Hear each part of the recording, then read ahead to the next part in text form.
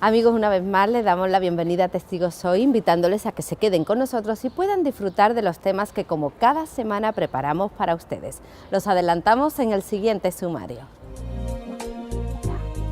Hablamos con Antonio Manfredi, director de Medios Interactivos de la Radio-Televisión de Andalucía, acerca de la comunicación digital, una vertiente tecnológica cada día más presente en nuestra vida cotidiana.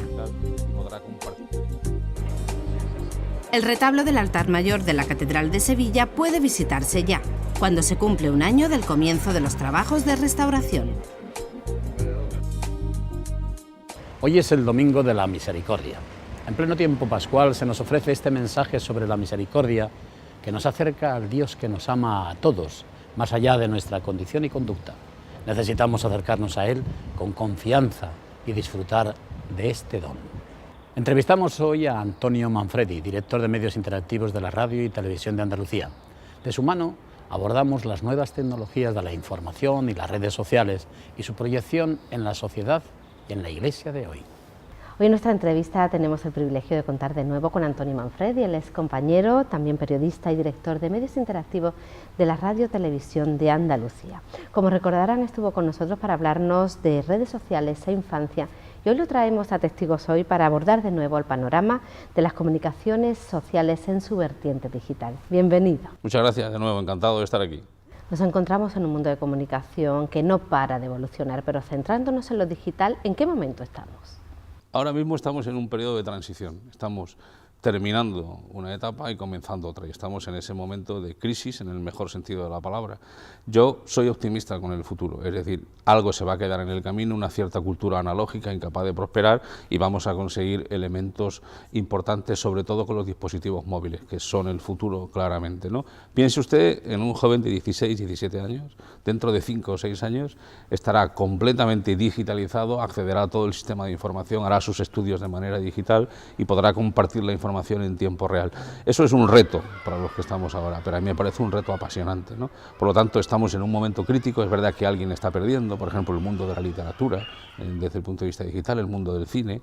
Hay una controversia importante en todo el mundo, hay una lucha, una confrontación de elementos, pero que a mí me parece francamente interesante. Creo que estamos viviendo una época maravillosa, ¿no?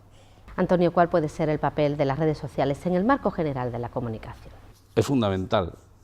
Tampoco hay que pensar que todo son las redes sociales. Yo sigo creyendo en el trabajo serio de gente que utiliza la red como un elemento de difusión de su cultura, pero las redes sociales son el impacto, son el punch, son en fútbol se dice el tiro fuerte, el penalti prácticamente, porque son el elemento que permite a alguien plasmar una necesidad, un sentimiento, una visión, una foto que te gusta, un encuentro con tus amigos, y eso tiene tanta importancia que al final acabamos creando otra capa más en el mundo de la comunicación, otro elemento más en esta capa de cebolla que todavía está mucho por evolucionar. Yo, por ejemplo, no le arriendo la ganancia a Facebook de aquí a 10 años, usted se reirá, pero dentro de 10 años habrá otra que se llamará de otra manera. Sin embargo, Twitter tiene una evolución muy constante, LinkedIn me gusta mucho como red social profesional, y sobre todo YouTube. YouTube es la gran red social por lo que supone la subida de vídeos, ¿no? Por lo tanto, estamos en una confrontación, como he dicho al principio, pero sobre todo la red social se impone porque es el impacto. Yo quiero, yo siento, yo necesito, yo busco, yo tengo, y eso es lo que están haciendo las redes sociales, ¿no? Antonio, ¿cuáles pueden ser los sectores de la población más afectadas debido al uso de estas tecnologías? Un mal uso de estas tecnologías es igual que conducir mal, te arriesgas a un accidente, o caminar por donde no debes, te arriesgas a un accidente, o utilizar una herramienta industrial malamente que te acabas teniendo un accidente, sobre todo en términos de protección de datos y sobre todo en personas determinadas como menores o gente con algún tipo de dificultad. Ahí tenemos que ser muy cuidadosos y sobre todo es importante que la sociedad se conciencie de que es importante el uso de las redes sociales, pero con cierta responsabilidad y capacidad, y paralelamente que cuando se produzca un incumplimiento lo denunciemos con la misma dureza que denunciamos otras cosas que nos parecen importantes, ¿no? En el contexto de las últimas semanas, Antonio, hemos tenido una afluencia masiva de información debido a la renuncia del anterior Papa y también a la elección del nuevo. ¿Cómo ha sido la reacción desde los distintos medios digitales? Apasionante, apasionante. Yo creo que ha sido un hecho la propia renuncia tan singular del Papa Benedicto XVI y todo el proceso de elección del nuevo tiene todos esos componentes mágicos que permiten que en las redes sociales se dé esa combinación de interés, de actualidad, de capacidad, de historia, de conocimiento. Todo el mundo conoce los ritos de la Iglesia Católica, todo el mundo sigue de una manera u otra lo que hace la Iglesia Católica y las redes sociales son el elemento. De hecho, hay una característica importante que pasa por primera vez. Los medios tradicionales también han basado su información en lo que sabían de las redes sociales, porque iban por delante. Yo creo, estoy seguro, no podemos afirmarlo, pero que la primera noticia que se supo del nuevo Papa se dio por Twitter. Estoy convencido. ¿Y qué papel siguen jugando los medios de comunicación tradicionales como la televisión, la radio, la prensa en eventos de esta índole? Los medios tradicionales han sido fundamentales también en este proceso, no hay que quitarles su sitio, pero esos medios tradicionales, primero, se han basado en gran parte de la información que llegaba de la información digital, que es mucho más rápida, y en segundo lugar, han utilizado un discurso mucho más directo, mucho más impactante, mucho más de consumo rápido, precisamente influenciados por lo que decíamos antes, las redes sociales, hasta el punto de que hoy día hay periódicos que prácticamente mueren cada 5 minutos y vuelven a renacer, hacen un trabajo muy constante, o las emisoras de radio tienen una programación, como diría, muy poco uniforme ya, sino rompen en función de intereses, porque es la llamada de un público acostumbrado ya a lo digital que está influenciando sobre lo tradicional. De todas maneras, no seamos pesimistas. Hay gente que dice que los periódicos de papel desaparecerán a medio plazo, la televisión como la concebimos a medio plazo. Yo creo que no, que es una cuestión de transición y que lo que tenemos que hacer todos, consumidores y empresarios de prensa, radio y televisión, es irnos adaptando poco a poco a la cultura digital. La Iglesia en general, Antonio, está haciendo verdaderamente un esfuerzo por estar presente en el mundo digital y en el uso de las nuevas tecnologías. Recordamos que hasta el emérito Papa Benedicto XVI se inició en el Twitter. ¿Cómo valora esta tendencia? Con Pontifex, sí, fue un momento muy curioso ver al Santo Padre pulsar, ¿no?, en aquel día, ¿no? Se engaña a quien piense que la Iglesia es una institución todavía atrasada. Puede dar en algunos momentos esa imagen y a veces también es interesada. Hay que decir que hay gente que pretende colocar a la Iglesia en una cuestión decimonónica. Yo creo que la Iglesia, si analiza sus documentos, sigue evolucionando, lo que ocurre que a su capacidad, a su visión y a su velocidad, ¿no? Sin embargo, por ejemplo, tenemos el documento que se va a ver en mayo, que aquí lo tengo, que es para la 47 jornada de las comunicaciones sociales, que se trae el 12 de mayo, donde se dicen cosas muy interesantes. Yo recomiendo a las personas interesadas que lo busquen en internet, está, y lo lean completo, porque es una profunda reflexión muy actual, muy moderna y con muchas alternativas para las personas que estén preocupadas. Leo un párrafo rápidamente. Por ejemplo, estos espacios, las redes sociales, cuando se valorizan bien y de manera equilibrada, favorecen formas de diálogo y de debate que, llevadas a cabo con respeto, salvaguardan la intimidad, la responsabilidad y el interés por la verdad y pueden reforzar los lazos de unidad entre las personas y promover eficazmente la armonía de la familia humana, ¿no?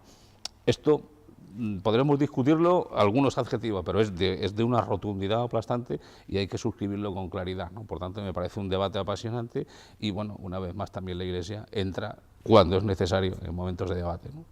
El uso de Twitter plantea ciertos debates en torno al uso por parte de los profesionales de la información. ¿Forma Twitter parte del medio de comunicación o es un instrumento ajeno al mismo? Las dos cosas. Lo uno y lo otro es la grandeza de Twitter. Yo públicamente me declaro admirador, yo soy un usuario de Twitter casi vicioso, podríamos decir, en el mejor sentido de la palabra. ¿Por qué? Porque es una fuente de información magnífica, te enteras al principio. Si tienes una buena fuente, te acabas enterando y además es una repercusión importante de lo que tú haces. Es decir, es al mismo tiempo altavoz y micrófono, el mejor altavoz y el mejor micrófono. Yo creo que Twitter es una herramienta profesional, insisto. Se engañen quien la comparan con Facebook, por ejemplo, que es como más familiar, más cercana, y se engañan quien las comparan con LinkedIn. Twitter es de un impacto muy importante, insisto, para recibir información y para emitirla. Mi experiencia me dice que además es una red social cada vez más desarrollada. ¿Quién iba a decir, hace 6 años, que 140 caracteres, que es lo máximo que tiene Twitter, como se iban a dar para tanto, pero dan para mucho, ¿no? Yo creo que a veces sobran. Sí, sobran, a veces con 100, de hecho lo pueden cambiar a 135 por una cuestión técnica, ya veremos, ¿no? ¿Cuáles son los retos más importantes, Antonio, con los que se encuentran las redes sociales? Lo he dicho antes, uno que a mí me parece fundamental y que puede marcar su éxito o su fracaso de algunas redes, que es el respeto a la intimidad y a los derechos personales. Aquí hay muchos factores a tener en cuenta. Hay uno que a mí me preocupa, que es el derecho al olvido. Todo el mundo tiene derecho a que una foto suya, a que una acción suya, a que un comentario suyo desaparezca. Es realmente muy grave que algo que tú hiciste hace 6 años siga siendo tan actual como lo que hiciste hace 5 minutos. Y eso ocurre con las redes sociales. Tienen un comportamiento realmente nefasto en ese sentido. Y de hecho ya hay una legislación que habla del derecho al olvido. Es decir, que alguien puede perfectamente borrar de su camino cosas que no le apetezcan, ¿no? Y sobre todo también en poblaciones como menores, etcétera, es muy importante el derecho a la intimidad. Eso es fundamental. De hecho, Facebook está cambiando rápidamente su reconocimiento porque tiene serios problemas de este tipo y la gente se está empezando a dar cuenta, ¿no? Es terrible, o sea, tú analizas que alguien que vaya a pedir un puesto de trabajo, pues puede que una foto de hace 6 años, haciendo cualquier locura que se hace a edades jóvenes sobre todo, repercuta sobre la decisión de un trabajo 6 años después. Eso está ocurriendo, ¿no? Por lo tanto, ese es el principal reto, en mi opinión. Y después hay un segundo reto, igual de importante, que es ser capaz de discernir el polvo de la paja. Es decir, no todo lo que se dice en Internet es válido, y muchas de las cosas que se dicen son muy importantes y hay que educar y hay que ser capaz de establecer filtros para que tú puedas dirimir perfectamente lo que te interesa, lo que te afecta, lo que te va a ser útil de lo que es pura basura o ruido. Es decir, es realmente importante y de hecho se está trabajando mucho en este sentido y aunque queda mucho por hacer, ese es el principal éxito. Por lo tanto, va a sobrevivir la red social que sea respetuosa y que sea capaz de dirimir una información, porque la gente va a demandar esta visión, ¿no? ¿Y cree usted que se tendría que exigir en las escuelas la formación en estas nuevas tecnologías? Claramente, claramente. Ahora mismo los niños, por ejemplo, estudian seguridad vial, los llevan a que aprendan las señales de tráfico, etcétera. Mucho más importante es esto, ¿no? Ya lo hablamos la otra vez que estuve con vosotros, ¿no? Usted no dejaría a su hijo o a su hija que a las 4 de la mañana anduviera por la calle solo. Dice, ¿es tonto? Pues claro que no. Pues entonces, ¿por qué le pone un ordenador en su habitación conectado a Internet? Es el mismo peligro tiene, ¿no? Entonces, es importante que los profesores, que los padres, que todos nos concienciemos de que el uso de las redes sociales se beneficia. Yo creo que a través de Internet se pueden conseguir muchas mejoras en la enseñanza, con un esfuerzo de todos. Estoy convencido que el acceso a la comunicación, el acceso al conocimiento es muy posible con estas nuevas tecnologías y hay que conseguirlo. Bueno, ¿qué esfuerzos se están haciendo en la radiotelevisión andaluza para estar en la vanguardia de los medios digitales? Bueno, pues sí, se hace lo que se puede, ¿no? Que ya es mucho. Quiero decir, nosotros hemos partido de una radiotelevisión andaluza muy insertada en la sociedad andaluza, con unos contenidos muy demandados y estamos consiguiendo que esa tercera pata, radio y televisión, ahora Internet, también se consolide ampliamente en Andalucía, que es lo importante. A mí me satisfacen mucho 3 cosas trabajando en Internet en Canal Sur. Una, el tener un contacto casi directo con andaluces en la diáspora. Hablo con gente andaluces que viven en Australia o en Estados Unidos, que son mis principales valedores. Oye, ¿cuándo vas a subir esto? Oye, ¿qué tal? ¿Qué estamos esperando? A mí eso me satisface mucho, ¿no? En segundo lugar, cuando trabajas en Internet en una sociedad como la nuestra, tenemos mucha demanda externa. Una televisión alemana o una televisión sudafricana, o hace poco llamaron de Japón solicitando una determinada imagen. También nosotros ayudamos a contribuir a la imagen de Andalucía en el mundo, ¿no? Y luego también estamos estableciendo una especie de, a mí me gusta llamarlo, de contrapeso con una irritante, en mi opinión, injusta visión que se tiene todavía de Andalucía desde fuera, ¿no? Nosotros estamos contribuyendo, creo yo, a ser normales. Tampoco queremos ser ni más que nadie ni menos que nadie, pero queremos ser nosotros y claro, el impacto que tiene el trabajo en Internet permite, yo así lo veo, que Andalucía tenga la consideración que tiene de una gran comunidad con gente que trabaja todos los días y que hace sus mayores esfuerzos por salir adelante como todo el mundo, claro. Estando con un experto, Antonio, me atrevo a preguntarle qué nos aconsejaría la Iglesia en el uso de las nuevas tecnologías. Bueno, yo creo que la Iglesia tiene todavía que hacer un esfuerzo no por sacar a la luz, que lo está haciendo vía Internet, sus grandes instituciones, por ejemplo, su capacidad artística, por ejemplo, el acceso al Museo Vaticano en Internet a mí me parece precioso, porque yo entro de vez en cuando y lo veo, ¿no? Pero sí las pequeñas cosas. Yo animaría a la Iglesia a que nos enseñara lo que se está haciendo en una pequeña parroquia de barrio, lo que se está haciendo en Málaga, en Sevilla, en Córdoba. Todos los días hay muchísima gente trabajando para la Iglesia, contribuyendo al bienestar general, y esa imagen todavía no se está viendo en Internet. Y también le diría a la Iglesia que confíe en la tecnología, no como un instrumento que es Internet, sino que es la herramienta para seguir adelante. A mí me parece que hoy día la sociedad lo que demanda es ética, espiritualidad y capacidad, y que la Iglesia puede contribuir mucho a hacerlo en este mundo en que vivimos. Cada vez son más importantes estos valores, ¿no? Muchísimas gracias, Antonio, siempre por acompañarnos. Un placer, desde luego, como siempre.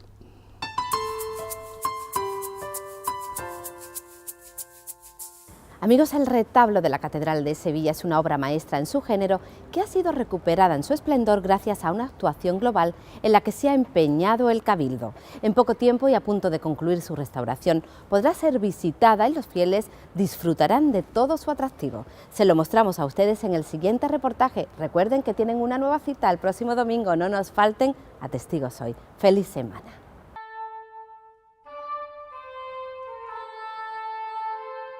El mantenimiento del patrimonio religioso andaluz supone un esfuerzo muy importante para las diócesis, congregaciones e instituciones religiosas.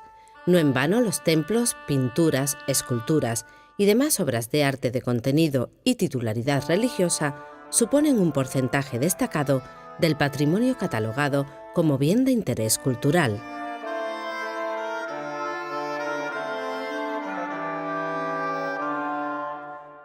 Un ejemplo modélico de la política de mantenimiento del patrimonio se da desde hace un año en la Catedral de Sevilla. Allí se está llevando a cabo un interesante proyecto de restauración de una de las piezas más sobresalientes de nuestro patrimonio, el retablo del altar mayor del primer templo de la diócesis. Esta restauración sin duda es un hito en la conservación del patrimonio escultórico. Entendemos que el retablo de la Catedral de Sevilla es de unas dimensiones y de una calidad pocas veces alcanzable por otros retablos, otros conjuntos escultóricos. Los trabajos de la restauración, conservación del retablo, lo mismo que la gran mayoría de los trabajos de conservación de la catedral, los financia el Cabildo con los recursos que obtiene de la visita cultural. Entonces, la intervención del retablo tiene un coste aproximado de 1.400.000 y pico, vamos a hablar de 1,5 millones de euros. A medida que vas trabajando, vas viendo, vas descubriendo cosas en el retablo. Incluso me ha aparecido por ahí limpiando en una de las esquinas un pequeño dragón del que surgen unas hojas arascas que son las que dan el contorno de las escenas. También hemos descubierto ahí en la parte del relieve de la escena el Judas, que en principio en una reposición que hicieron de piezas le colocaron la mano con la bolsa de las monedas a otra imagen que no era Judas, sino ahora le ha parecido al Judas verdadero, ha parecido que le cuelga de la espalda la bolsa. Entiendo que el conjunto de la construcción del retablo de la Catedral de Sevilla fue un momento muy singular en el panorama artístico de Sevilla. En la participación de artistas de distintas procedencias, con distintas influencias y con distintas maneras de entender. También hay que tener en cuenta que el retablo se construye a lo largo de 80 años prácticamente. Entonces nos encontramos con un panorama en el que queda reflejado las técnicas artísticas que pasan desde el momento puramente gótico al momento renacentista. Ahora mismo estamos en el ecuador de la intervención y en el mes de marzo del año que viene debemos terminar.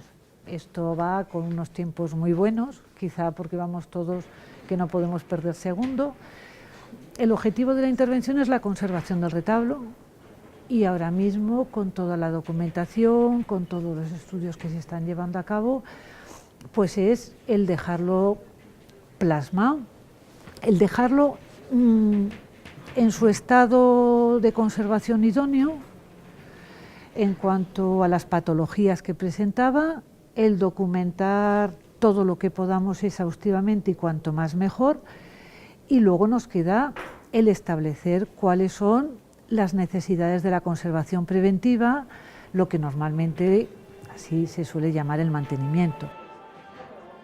Una restauración de este tipo proporciona una información actualizada acerca de las técnicas empleadas en los 5 siglos que nos separan del proyecto inicial.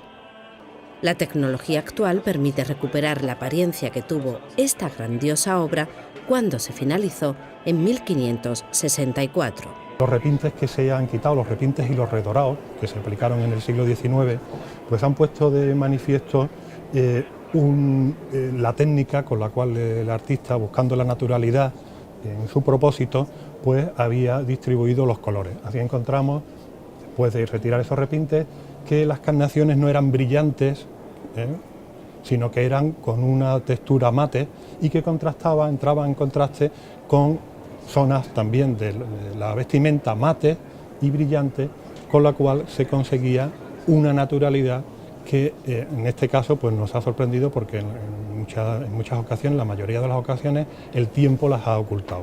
Se hacen una serie de catas que se llaman, que son pequeñas pruebas, pequeñas ventanitas en zonas muy discretas de los distintos colores y de la distinta policromía para determinar ya sea el disolvente, ya asegurarlo, y también el grado de limpieza. En este caso, como digo, el grado de limpieza es el que conocemos nosotros como media limpieza. En esta zona aparece un testigo de cómo se encontraba el oro antes de la restauración. Se puede observar la capa oscura, negra, en este caso se debe, además del humo de las velas, a ese estrato que con anterioridad hemos indicado de cola orgánica. Pues este proceso pues ha sido muy gratificante, ¿no? Porque cuando uno realiza este proceso de limpieza, va descubriendo uno exactamente cómo ha pintado y cómo ha policromado el artista originalmente, ¿no? Entonces eso se va descubriendo y para nosotros va siendo una alegría, ¿no? Ir viendo toda la cantidad de diferentes tipos de policromía que se han utilizado, ¿no? Esta obra supone la implicación de un numeroso equipo de restauradores, técnicos, analistas e historiadores. Todos ellos coinciden en la necesidad de no esperar tanto tiempo para revisar el estado de salud del retablo. Esto aproximadamente tiene un equipo interdisciplinario de aproximadamente unas 40 personas. Es un proyecto de conservación del retablo.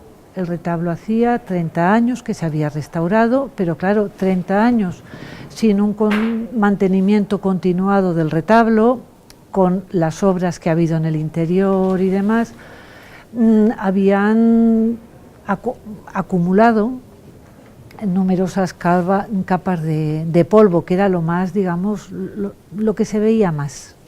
Pero presentaba también otro tipo de patologías que, por las cosas que se han ido viendo luego después, todavía obligaban más a una intervención. La primera impresión que tuve yo cuando contemplé este retablo mayor fue sus dimensiones y la distancia a la que podía contemplarlo. Es decir, es un retablo que siempre lo hemos admirado a partir de la reja.